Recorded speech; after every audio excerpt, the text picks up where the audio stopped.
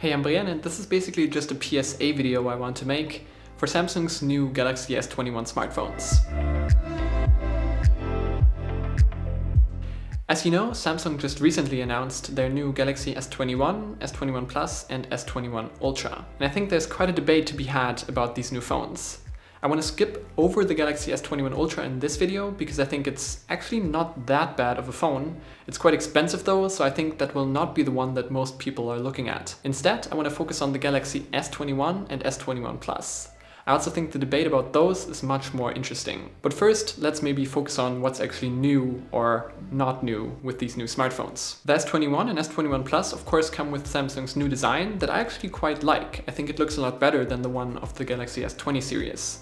That was a bit unassuming, but this new design is definitely a lot nicer, more in line with what they started with the Note 20 series. I really like the camera hump that goes over the corner and melts into the metal frame.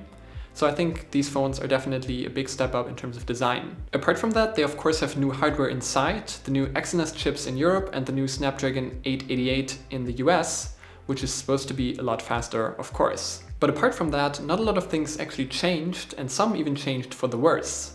The Galaxy S21, for example, doesn't have a glass back anymore, but now has a plastic back actually. The S21 Plus still has a glass back, but that's also 200 euros more expensive. Now I think you can maybe forgive that because the 21 is a lot cheaper than last time around. The 5G version is now only 849 instead of 1000 euros, but still I think for a phone that is this expensive, it's quite an interesting move on Samsung's part to put in just a plastic back on this phone. But that's actually not the only thing. The Galaxy S21 and S21 Plus also only have 1080p screens.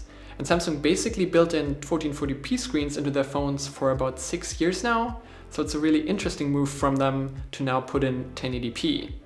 Of course, they still have a 120Hz refresh rate, but what I think a lot of people were expecting is that this year they would bump up that refresh rate at 1440p as well, because last time around that was also only possible at 1080p, but instead they just removed the 1440p resolution altogether.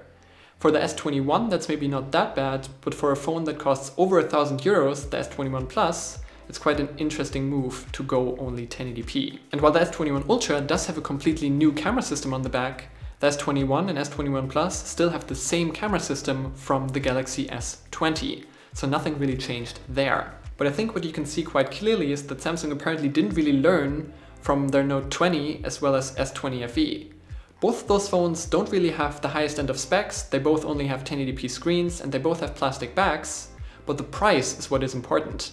The Note 20 launched at 1000 euros, whereas the S20 FE can now be had for about 600 euros. For that price, it's a really great value. It looks modern, it has a 120Hz screen, it has great high-end hardware and a great camera system. But the Note 20 on the other hand was just too expensive for what it offered. And I think the S21 is following exactly those footsteps. There's nothing wrong with putting in a plastic back and going back to 1080p, but it's wrong at this price point. If you're fine with a plastic back and a 1080p screen, you might as well just buy the S20 FE.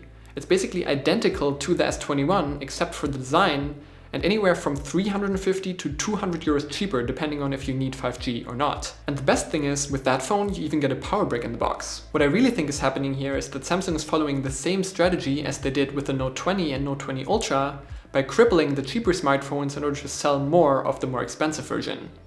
Of course, that might make sense from a business perspective for Samsung if they really sell that many of those expensive models, but I really don't think it's the greatest tactic for the consumer. So yeah, if you're coming from the S10 or the S20, don't buy the S21 as an upgrade because it basically isn't an upgrade.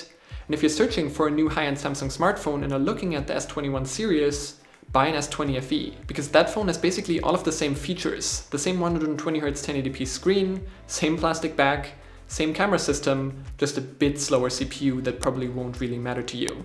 And you can save a lot of money by going with that phone. Okay, that was basically everything I had to say to Samsung's S21 series. If you enjoyed this video, you know which buttons to press. Don't forget to press that follow button on Twitter, and don't forget your mask when you have to leave the house. I'm Brian, thanks for watching, and I'll see you in the next one.